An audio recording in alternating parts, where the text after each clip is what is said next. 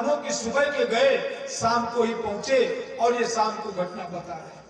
कहते हैं मैया भैया आज मैं गया था वृंदावन में बछड़े चराने के लिए, तो मैया मैंने वहां पर एक बहुत बड़ी सी गुफा देखी। अच्छा, तो अरे वो गुफा नहीं थी भैया, हम लोग तो उसके अंदर चले गए और वो गुफा नहीं थी भैया, वो बहुत बड़ा सा एक असुर अजगर का रूप बना करके गुफा के रूप में बैठा था। अरे लाला बताओ तो क्या हुआ? कहा भैया भैया अरे होना क्या था, मेरा कान्हा मेरा कन्हैया मेरे साथ में था और तुरंत उसका उद्धार कर दिया। तो यहां पर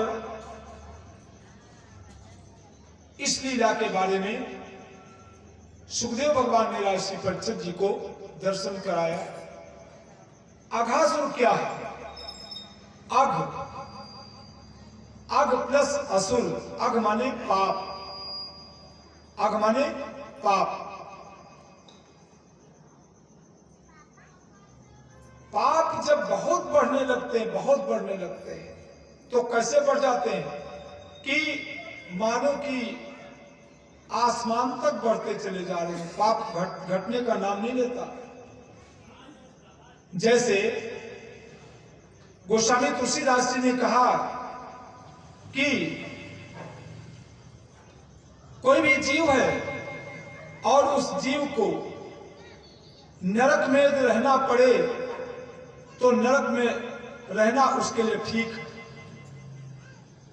किस लिए ठीक है? नरक में रहने से जीव के जो पाप कर्म है वो भोग लेता है और भोग करके वह शुद्ध निर्मल पवित्र हो जाता है। और कोई व्यक्ति स्वच्छ निर्मल पवित्र है और यदि दुष्ट व्यक्ति का साथ कर ले तो न जाने कितना पापी हो जाएगा, न जाने कितना पापी हो जाएगा। कहते हैं कि बरु भरवास नरक करता था, बरु भरवास नरक करता था, बरु भरवास नरक करता था, बरु भरवास नरक करता था, दुष्ट संग जनी देई विधाता, दुष्ट संग जनी देई विधाता। तो बरबरवास नरक करता था। हमको नरक में रहना मंजूर है, नरक में रहना मंजूर है, क्योंकि एक न एक दिन नरक यातना भोग करके हम पापों से मुक्त हो जाएंगे। लेकिन हमको भगवान दुष्ट का साथ कभी भी मत देना। तो जैसे हम कथा सुनते हैं, कथा सुनते समय, पूजा करते समय, भगवान का भजन करते समय समय देकर के नहीं सुन पाते, कुछ भी नहीं कर पाते, ठीक है, लेकिन कम से कम उतने पर बने। और यदि आपने किसी गलत चीज को सुन लिया, गलत चीज का साथ पकड़ लिया, तब तो पाप कर्म और बढ़ जाएंगे। इसलिए ऐसा नहीं करना चाहिए। जो भी सुनो अच्छा सुनो। उसके बाद में आगे चल करके अब भगवान पौगंड अवस्था की भगवान की लीलाएं हैं। भगवान अब छठे वर्ष में प्रवेश करते हैं और जब छठे वर्ष में प्रवेश किया, 6 वर्ष से 10 वर्ष तक की लीला पौगंड अवस्था की लीला है। एक वृंदावन में ताल वन है और उस ताल वन में बहुत सारे फल लगते हैं, लेकिन ग्वाल बाल उन फलों को खाने को नहीं पाते। तो ग्वाल बाल आज आए दाऊ दादा के पास और आकर के कहने लगे, दाऊ दादा, आप के बलवान होने से मुझको क्या लाभ? अरे बताओ तो।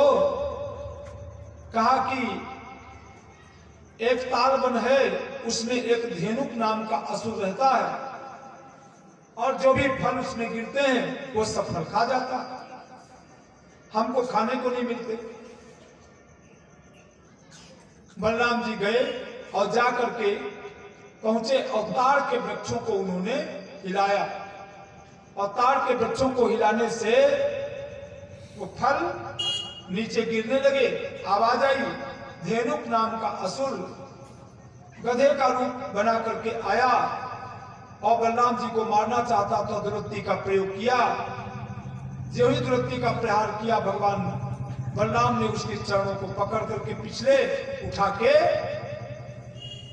फेंक दिया और उसका उद्धार हो गया। इस प्रकार से जो तालबन है उसको उन्होंने मुक्त किया और सबके आने जाने खाने पीने की सारी व्यवस्था उन्होंने कर दिया। आगे चल करके अब एक दिन की बात कि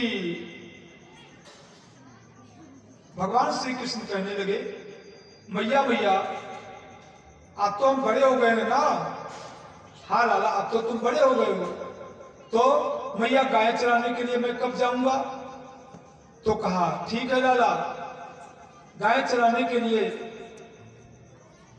तुम जाओगे, पहले हम गुरु जी से मुहूर्त पूछ लें और जो मुहूर्त बताएंगे उसी मुहूर्त में तुम गाय चराने के लिए जाना। जाकर के पहुंच गई यशोदा मैया अपने गुरु जी के पास। जब गुरु जी के पास जाकर के पहुंची और कहने लगी, अरे गुरुदेव, मेरे जो लाला हैं वो गाय चराने के लिए जाना चाहते हैं, और कब का गुरुदेव मुहूर्त है? जब कहा कब का मुहूर्त है, ये बात सुनी और ये बात सुन करके आज कहने लगे, अरे यशोदा रानी, तुम्हारा जो लाला है वो तो कल ही जा सकता है, कल का मुहूर्त बहुत अच्छा है।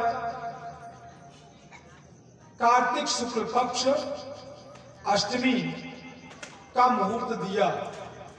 का कार्तिक शुक्ल पक्ष अष्टमी को तुम्हारा लाला गाय चराने के लिए जा सकता है, गोपाल बन सकता है।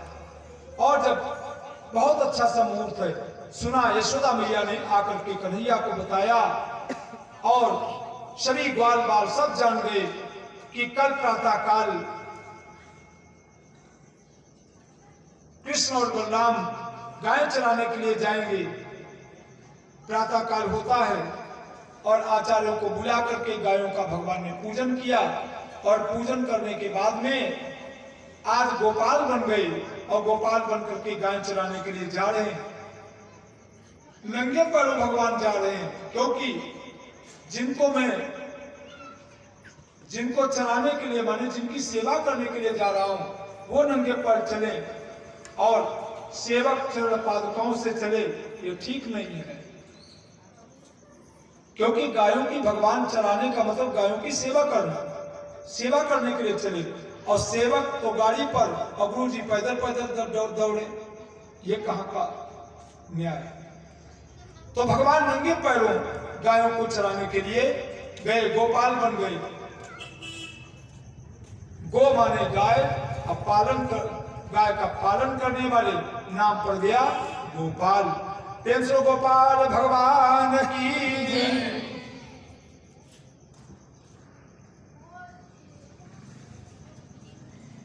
बैठ के कथा सुनो,